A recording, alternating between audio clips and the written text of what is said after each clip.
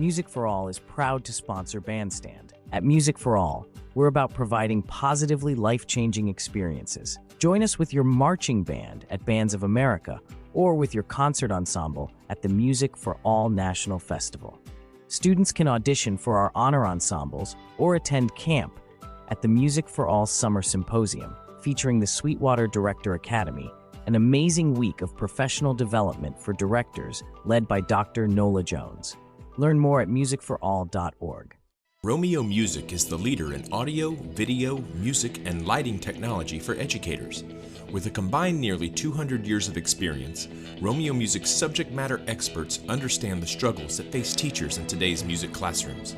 With a laser focus on educational technology, Romeo Music provides a turnkey solution, everything from audio cables to on-site training. To learn more, visit www.romeomusic.net.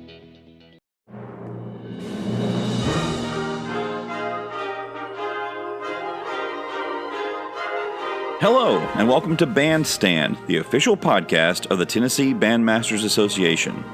I'm your host, David Adelit, and I hope you'll join us on a journey through the past, present, and future of bands in Tennessee. We'll delve into the rich history of Tennessee bands, uncovering the hidden gems and legendary figures who shaped the state's band landscape. We'll survey the present, where you'll meet the movers and shakers of today, gaining insights from their expertise and experiences. And we'll gaze towards the future, exploring the exciting possibilities that await Tennessee's school bands.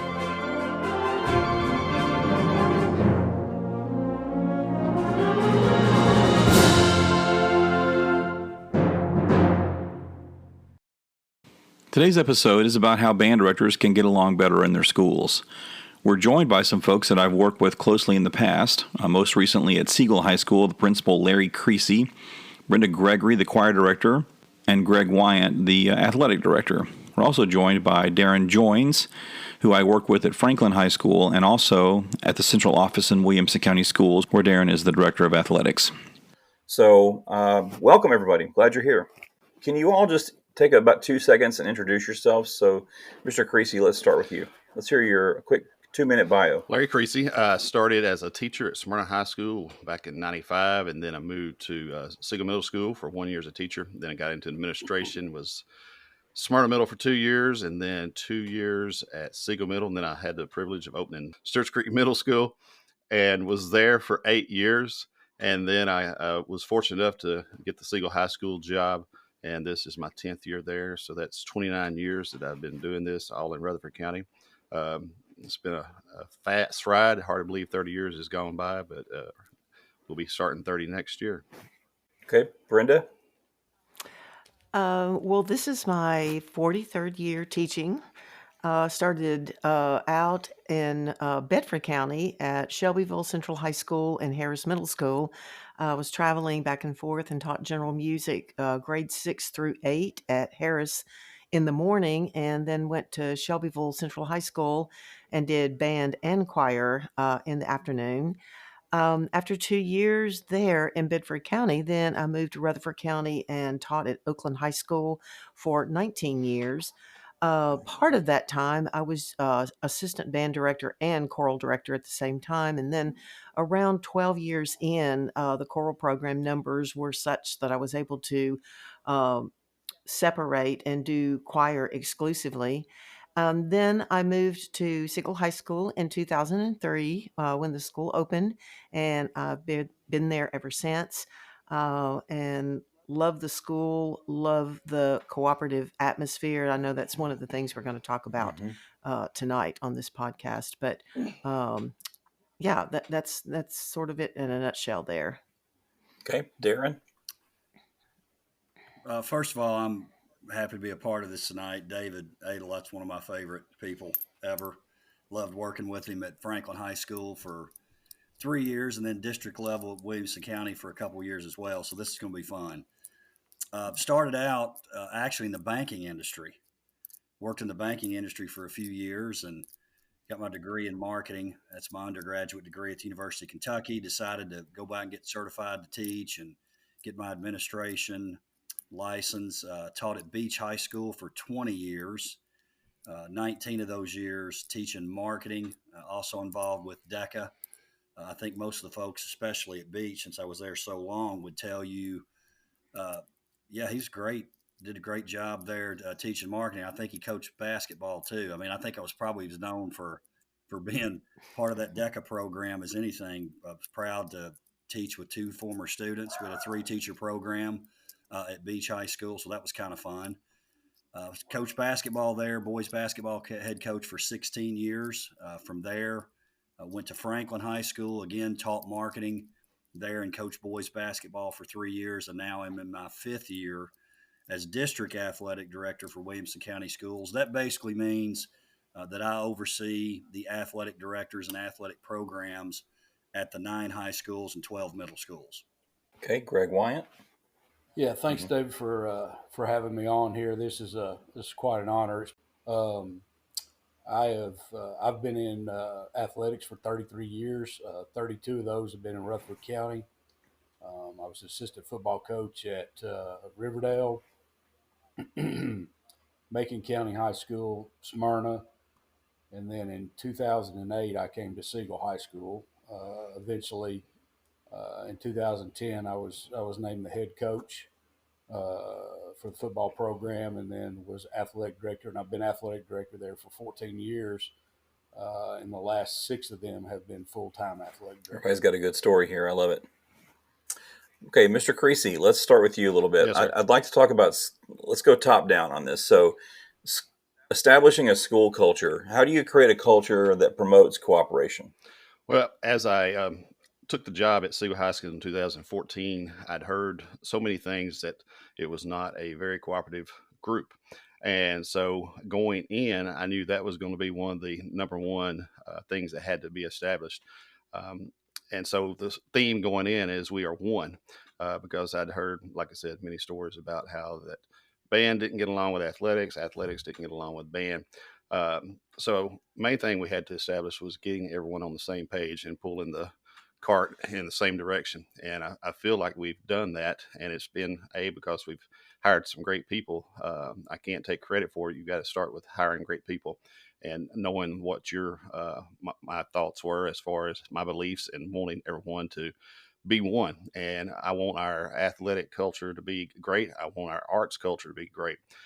As when someone asks me to describe Siegel High School, I always go with the 3 A's: academics, the arts, and athletics, because I want us to be great in everything that we do.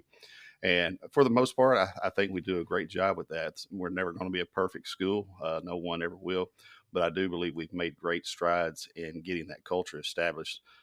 One, just to know what my thoughts are, what my philosophy is, and what I wanted to get accomplished.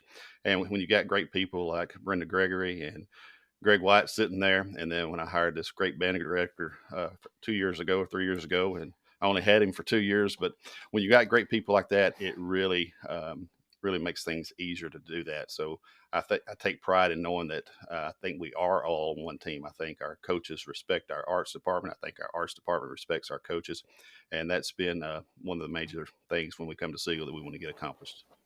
When you're in the hiring process and you're looking for that kind of person that you want to have that you feel like can be cooperative, what are you looking for? Number one, I want to know about what their personality is like. I want to know their background. I want them to describe who they are as a person, because number one, if the 2 personalities do not get along, as far as me being the principal, and then whether it's a coach or a band director, then things probably are not going to be very successful. And we've had to have those talks with some of the coaches that were there prior to coming there, and we had to sometimes part ways. Because we want everybody on the same page. So I want to know a lot about their personality. I want to know about their families. I want to know about their background. I want to know who they are as a person, because most of the time everyone they know their subject matter. They know how to either coach or lead a band, but what type of person are they? Are they there for the relationships for the students? And that's number one. If we're not there for our students each and every day, and we're there for each if you're there for yourself, you're not going to be successful, because the only reason our doors are open are for our students each and every day. Greg, how do you deal with just balancing facilities and all the getting everybody to have practice time and whatnot? How do you deal with all that and have those conversations that will allow everybody to sort of be happy most of the time? I think one of the first things you have to do is, like Mr. Creasy says, you have to find people to hire that are school people, that believe in the school and not just their sport. And that's hard to do sometimes, because I think we all have been in a situation where we try to fight for our choir department or our band department or our athletic department. But I think you have to have some, for instance, uh, our inside gyms, all of our coaches that use the inside gym, and then all of our band people are on one text thread. And a lot of times that text thread will be going back and forth. Hey, who's in the gym? I want to come shoot basketball. Anybody, so I think a big thing is communication, David. And I'll tell a story on Brenda this past year. So we got a new swim coach this year, and Brenda shares some swimmers that's in her choir department. And we had a swim meet that was scheduled on the exact same night of a choir show. And we went to Brenda, and we ended up working it out, and our kids got to lead. They got to swim part of the swim meet, and then they came and got to be part of the choir performance that night. And all of that is give and take, and ultimately it's like what Mr. Creasy said. It's about the students. We're in a service industry, David. I mean, we're no different than a restaurant. We're there to serve our kids and get them the best education and the best experience that we can get them in the 4 years that they're Can you there talk with a little us. bit more, Greg, about that give and take? Because I think with young directors, and I would imagine it's the same with young coaches, they're nervous. They want to prove themselves. They feel like they have to win all the little battles to sort of establish themselves in the school. And what they learn, or at least hopefully what they learn, is if they give a little bit, then they'll maybe get more later on. Can you talk about that a little bit? Yeah, and I think a lot of that comes with age, David. You know that, and Brenda knows that. I mean, we've been around a while. We understand the importance of being able to give and take, and try to help each other out with facilities. And hey, I need in this facility at this time. Okay, I'll leave 15 minutes earlier. Those types of things. I think as a young coach, and I remember back when I was a young coach, David, it was win at all costs, no matter what. And I think band directors and choir directors are all the same. When they're young, is they really want the program to thrive, but they don't know any other way to go about it except for to try to, dig their heels in the ground and not give and take with anybody else in the building, not seeing that it's the kids that are affected. It's not the choir director or the band director or the coach. It's the kids are the ones that get How affected. did your perspective, Greg, when you changed from head football coach to AD in the building, how did your perspective change? It was huge. I feel like I was always a school guy. I would go to basketball games, or baseball games, and I wanted to be, as the head football coach, I think you want to try to help be the face of the school. But as an athletic director, you see all different sides. I took a trip with our cross country team to California. I don't know, it's probably been 6 or 7 years ago now. And the respect that I gained from Hmm. those kids, we flew to LA. They got off the plane at noon and they went on a 3 mile run. As soon as they got off the plane, we didn't even get in the hotel before we stopped in the park, and them suckers are running. And then they get up the next morning at 6 and they go for another run. And before we get on the plane 4 days later, after they'd already raced, they're racing up a hill, 5, 8 miles in the morning. They come back, get packed, and we go get on the plane. The respect that I gained from that experience with those kids, and seeing that, football players weren't the only kids that worked really hard in the school. That was an eye-opening experience for me all the way around. Darrin, you've been a teacher and a coach and a district level administrator. What is your perspective on all this and how has it changed? Well, and I really appreciate the comments from Mr. Creasy, Coach Wyant. Mr. Creasy, you sound a lot like principal I had at Beach High School, who I'm biased, one of the best I've ever been around. Willie Dickerson, same way there at Franklin High School. But I guess the way I would sum it up is it's all school. All of it is important. It doesn't matter if you're talking about the choir, the football team, bowling, doesn't matter. It's all school. So I think if we're doing a good job as educators, it seems like a lot of times if some of this stuff gets messed up, it's really the adults' fault, honestly. They're not getting along like they need to. They're saying you have to be at this location instead of trying to work it out. But I would start off with saying the schools that do it the best and the teachers and coaches that do it the best, I think they understand it's relationship business, number one, and they realize no matter what you're doing, it's all school. There's the classroom, obviously, there's the arts, there's athletics, but it's all an important part to someone in that school. So that's the way I always tried to approach it. And I know as a coach for me too, I felt like if I tried to be a great teacher and tried to get along with other people, it made me harder to get rid of if we weren't winning. Now, number one, it's the right thing to do. It's the right. There's the practical advice coming through right there.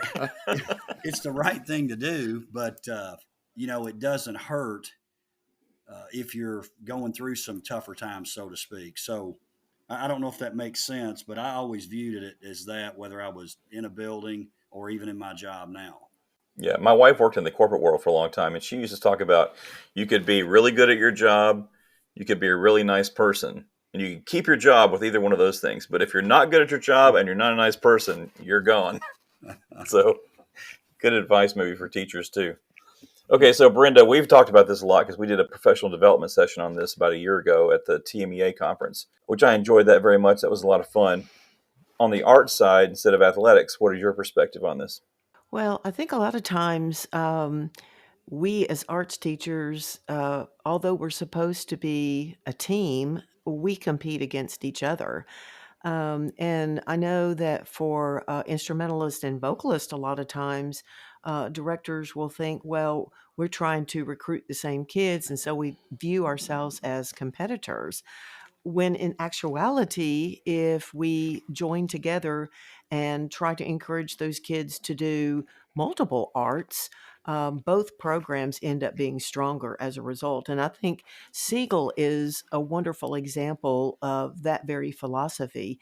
And David, you and I, when we worked together for those brief 2 years, I think you and I had so many conversations individually and with groups of kids about wanting them to become total musicians and be part of both programs. Yes. And I think you and I worked together really well with scheduling and facilities and that kind of thing to make that happen. And I think that, everyone has talked about the students tonight, and that's what we're working for. Those are our clients. And we want to do the best job we can to have them be well-rounded, not only just in the arts, but as just kids in general. I have a lot of athletes in my choral program at Siegel High School, and I love that because they are getting the best of both worlds. And if we can work together and make sure that those kids are able to do multiple activities, then they come out of high school with just a myriad of experiences, which, go into making them better citizens and better adults. So I love the fact that it's Siegel. I know there's some examples. Greg gave an example earlier about the swim meet. Well, here's a cool thing that happened that very night. After the choir concert in question, I walked out into the hallway and there was the swim coach. And he had gotten back to campus with the kids because they were able to start their meet a little bit earlier to accommodate the choir concert, and stepped in and listened to the last part of the choir concert. And there he was congratulating his students that had been to the swim meet and the choir concert and talking to me.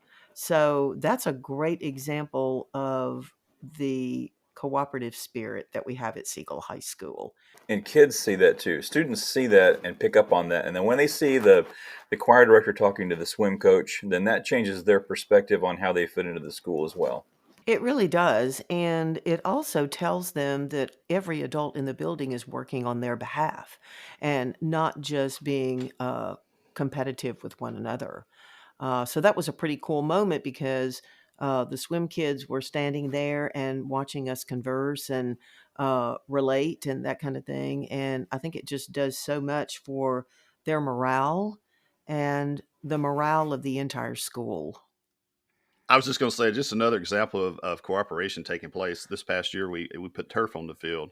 Well, that's not a small undertaking, but we asked teams and organizations that use the field to come and be a part of that. And the band program jumped in and donated their share. So now in the summer, I was talking to Mr. Ward the other day, when it's 100 degrees out there on that asphalt, they can wait and go practice at night now under the lights on the turf, and not have to be out there in that dead of night. Because I'm telling you, watching those band students out there on that parking lot doing their warm ups and stretches, they're out there working hard, and so that'll be a great new concept, not being able to be out on that asphalt during the hot summer days. So that's just another example of just being part of the community and pitching in, and then of course getting to use the new turf as well. Yeah, I thought Brenda brought up a great point about just being well-rounded students, and I think that's what their 4 years is about, is as a young person trying to find themselves and what interests them, and getting involved in as many possible things as they can. I remember when I first took over the head coaching job at Siegel, if our kids couldn't participate in homecoming, and I never understood that, because I felt like if a kid was going to experience school, they need to be able to experience every part of it. No matter what program they're in, they need to be able to be well rounded and experience everything that our school has to offer. I was going to say, and Brenda's comment made me think about this, the adults supporting one another. You guys probably know this about David. He's a note writer. Uh, does a great job with that. When I worked with him, uh, he was always doing that, writing people a handwritten note, which I think is kind of a lost art. But I can remember, and David, you may not even remember this yourself, but uh, we had made a pretty deep run in the tournament there at Franklin, and you had written a note and put it in my box, and I thought that's really cool, because we're doing some of the same kinds of things. If it's talking about being a band director and being a coach, it's all the same stuff. It really is. So I know I always appreciated that. And the other thing I remember too is we lost in a sub-state game, one game away from the state tournament, and you said to me, I'm surprised you're here today. And you said, a lot of coaches wouldn't do that, because you lost, you're disappointed. And I was like, no, it's my job here. I need to be here and teach. I make more money teaching, believe it or not, but I need to be here. So I appreciated those comments, and that was important to me. I wanted to be one of those people in the classroom that had nothing to do with coaching. We weren't going to spend all day talking about the game. I didn't mind if a kid asked me about it, but I was going to get in there and teach marketing. I thought that was really good, especially when I had players on my team in class, because it was totally different than it was out there at practice or a game. David, could I jump in and just say one thing that when Greg mentioned that we all want our programs to thrive, here's what I've noticed. You can keep kids in your program if you're flexible with them. And I've noticed through the years that kids that probably, if the adults in their lives had not been flexible in terms of scheduling and other aspects, that they would have ended up making a choice, and someone would have lost that kid. If you think about your program thriving, when you are flexible, and a kid may miss part of a rehearsal to go to football practice, but that kid's going to stay in choir and football because the adults in their lives are working on their behalf. So really, you win when you're flexible instead of losing. And I know that when I was a young director, that I thought, well, gosh, if I let this kid miss for tennis, then they're not going to learn what we have on the agenda for the choral rehearsal. What I learned also, though, is that those are the kids usually that are the most hardworking, and they're going to jump in there the next time they see you and work so hard to catch up. Yep. So I think if if we want our programs to thrive, flexibility is the key. and keeping the kids in all of our activities. They'll stay there if they know that we're working on their behalf. And Brenda, to that, if you make that sacrifice, if you let a kid have some flexibility, then they're going to speak good, positive things about your program, and that helps for recruiting in 4 years. You may not get the benefit of that today, but in 4 years or downstream, you may have that may come back to you in a positive way, because that kid leaves the program saying, "Oh, Miss Gregory, she was so easy to work with," and da da da da da, and then the kid's next door neighbor signs up for choir.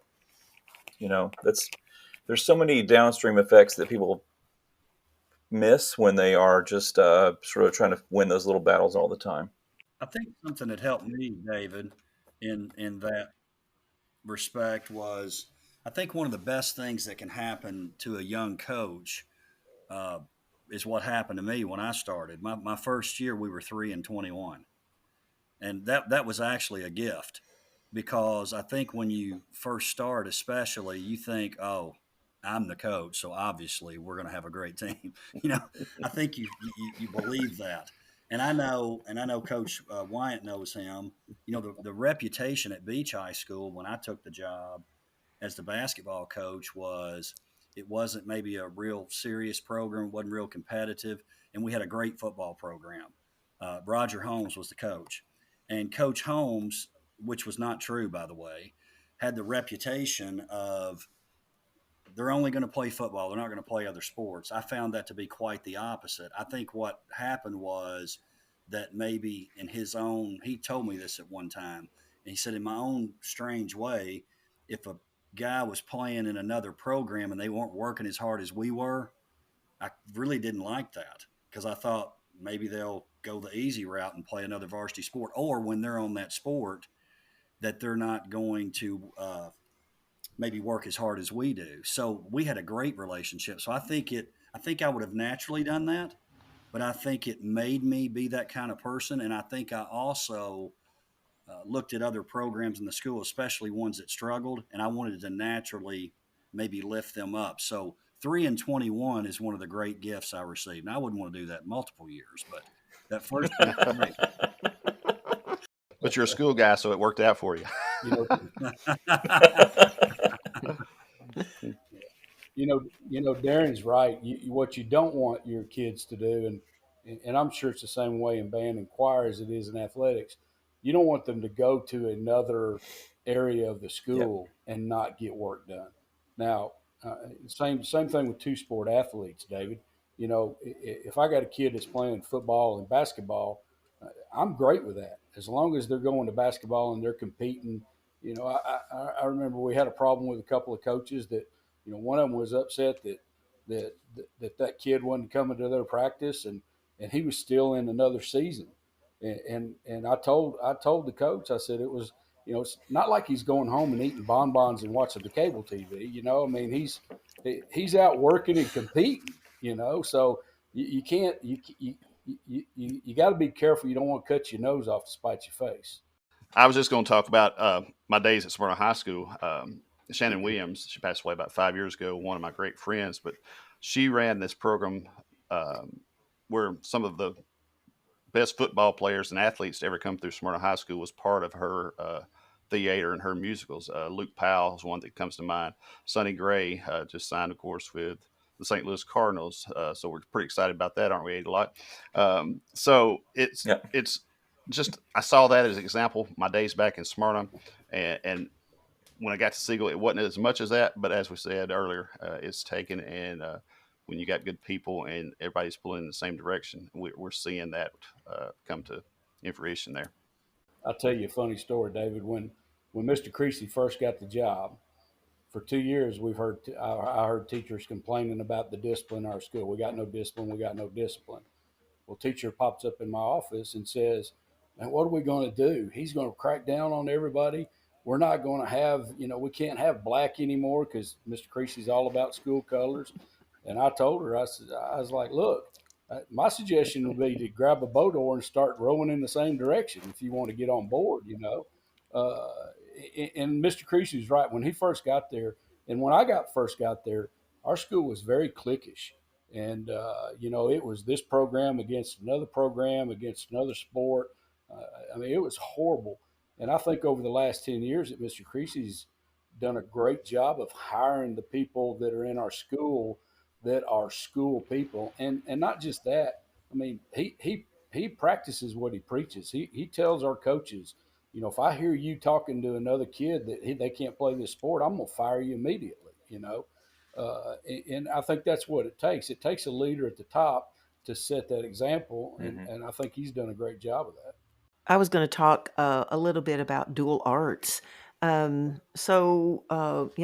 you and I had these conversations just so many times about how when our kids do both band and choir, that both programs are enhanced. And I really, really believe that. Um, and I think Siegel is one of those schools where I think probably if you look at the percentages of kids that do dual arts at our school, it's probably the most in Rutherford 34, County. Brenda. I I would figured it up the other guess. day. I needed to know as we're starting to look at scheduling, but we have 34 that does band and choir. Wow. And see, that's a lot. That's a lot of kids. And I know that at freshman orientation the other night too, I had parents coming up to me going, "Well, are the kids going to be able to do both in high school because they do it in middle school?" So, um, that makes both of our programs stronger. And so that competitive nature that some people have uh, with arts, I know a lot of programs where a lot of schools where the band and choir directors do not get along at all. And they are feeling competitive because they're trying to recruit the same kids and keep the same kids. But honestly, if you would just get in there and dig and work together, then both programs are going to thrive. And I really do think that at Siegel High School, we have proven that. And we're really fortunate to have a principal, Mr. Creasy, who supports that. I know that I've been in his office talking about scheduling, and so is David. And he is very, very supportive of how we can schedule our arts classes so that kids are still able to do dual arts. And so I'm very grateful for that, to have the opportunity to work in a place where our leader is supportive of that. Right. So, Mr. Creasy, a lot of times when you get problems, you're getting it when it's in the middle of when it's happening. Like you're having to deal with some sort of disagreement. What is your advice to teachers about being proactive about preventing those kind of disagreements so you don't have to worry about that stuff? Number one is starts with communication from day one, first part of the year, and it doesn't always work out like that. We've had some situations where it has got to me, unfortunately, and we've had to try to figure it out and getting that everybody in the same boat, as you might say. But I think being open and being able to communicate with one another and realizing that it's just not one program over the other program uh, would be the first place to start. Like I said, it doesn't always work out that everybody's got different personalities. Um, Everybody doesn't agree. Everybody doesn't like everyone in the building. There's days that I don't like a lot of people maybe in the building, but number one, you got to Tomorrow. tomorrow may be one of those days since it's the Friday before spring break. But number one, you fake it and you be an adult and you work through those problems. If not, then we may have to sit down and talk through those problems and try to get on the same page. And, not always successful, but hopefully for the most part, we have been doing that. I tell young directors that they have to be responsible for their relationship with the principal, not to look to the principal to take charge of that relationship, but be proactive. Go in the office. Don't just go to the principal with problems. Stop by before school, stop by after school, say hello, be responsible for that relationship. Yes. And I've got an open door policy. I will say, there's days I'll question why I do have an open door policy. There may be 2 or 3 or 4 people standing out there. And if I'm talking with Coach Wyant, we may just be talking in general athletics, something going on. There may be 3 other people that will pop their head in and get their question answered and move on. But I do believe that that is important is to come around. I mean, you and I didn't know each other well, but you always would find your way up to the office, and we could sit around and talk about West Tennessee, whether it's barbecue or Lexington or any of that part of that where we got a common interest. So that is very important to come, and I do believe that in an open door policy, and I think that's very important that they do take advantage of that, because I do know people that do not have those, and um, even principals, and that do not have those conversations with everyone. Well, and you're so great about, you go to the choir concerts, you came to band contests, you go to band concerts. You're one of those administrators that's always visible and out. And I mean, I know Brenda and I both really appreciated that as well, because I try to get to it's not everything. always like it's not always like that. You try to get to everything, and I don't always get to all the different sports. But at least we've made it a point to have at least an administrator at most of everything that takes place on campus, whether it's Greg at ball games or other assistant principals. That's always been a point that those kids want to see us there. I try to at least get to the ROTC Ranger event maybe once a year. I don't always do it, but a lot of times it's during football season, and I'm headed towards Knoxville. But that is an important aspect of it, is going and seeing not just the football games, not just the basketball games, not the major sports, because the minor sports is just important to those students and their parents as it is the large major sports. Greg, the last time I was at Siegel, I love this about you, by the way. Last time I was at Siegel, I was talking to Brenda. You came in her office and started talking about some kind of flipboard thing that's going to go in the hallway at Siegel. You went out of your way to talk about promoting the choir program. I thought it was awesome. Well, Mr. Creasy purchased a Wall of Fame board, which is basically an interactive board that sits in our gym hallway. But what we want is we want to be able to show off our entire school. We want to be able to get all of our athletic records up there and all of our athletic Hall of Fame stuff. But I think just as important, and what we have on the board that I've been working on, last fall and this spring, is we have our 30 plus ACT guys up there. We have all of our we've put up. Brenda sent me her playbills for the last few years. We have the one up. I don't know, Brenda, have you seen it? I don't know if you've been down there to see it or not, but we've got this past show's playbill up there. Her last 2 years, 22 and 23, are going up this next week. So she'll be able to go down there, and any of her people that come in will be able to click arts down there and flip through all the pictures and the playbill of that year, and they'll be able to see the picture of all the people that were in that show. And we've had a lot of great comments about it. During basketball games, we have it turned on, and it's really neat to see the graduates come back and they start flipping around. Every one of our yearbooks, all 23 of our yearbooks are on there, and you can thumb through page by page and look at all that stuff. So it's really a neat deal, and it's a school deal. I mean, we bought it probably more for athletics, but when we started to find out, exactly what everything that it would do, it turned into an entire school deal. I see it going into our graphic arts people putting their stuff on there, and our band. I'm trying to get Mr. Ward to give me all his past band shows and stuff like that. I want to get as much history and keep as much history in our school on that thing, because I think it's important, not to just our coaches, but to everybody in our school, DECA and HOSA and anybody that's winning awards across our school. Those are great things to be able to keep a record of, throughout the years. Very good. Well, I've enjoyed this. Anybody else final thoughts? Just appreciate you, David, having us, and appreciate the conversation. And I do believe it's just about the people and the relationships and doing what's best for kids. Well, I direct a lot of these things at young band directors. So if you have any advice for young band directors, this would be a good time to say it too. Go talk to your football coach. Find common ground with your football coach if you're a band director. Get to know them on a personal level. That's one of the things that you showed me, David, when you came in the building.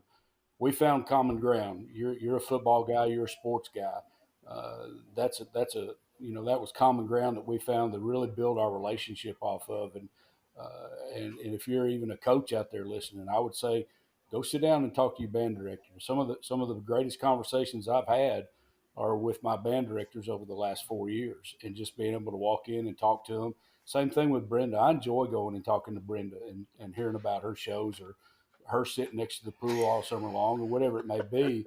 Just developing a relationship, whatever that relationship is, and it makes it easier to go in and ask for something, or it makes it easier for Brenda to come to me and say, "Hey, I need this," or Mr. Ward to come and say, "Hey, we need this." It makes it easier to work with people when you can find common ground and you can And develop a that common relationship. ground goes back to expecting excellence. I mean, if you just saw Brenda's show last week, she expects excellence. It's just like any other coach or any other band director.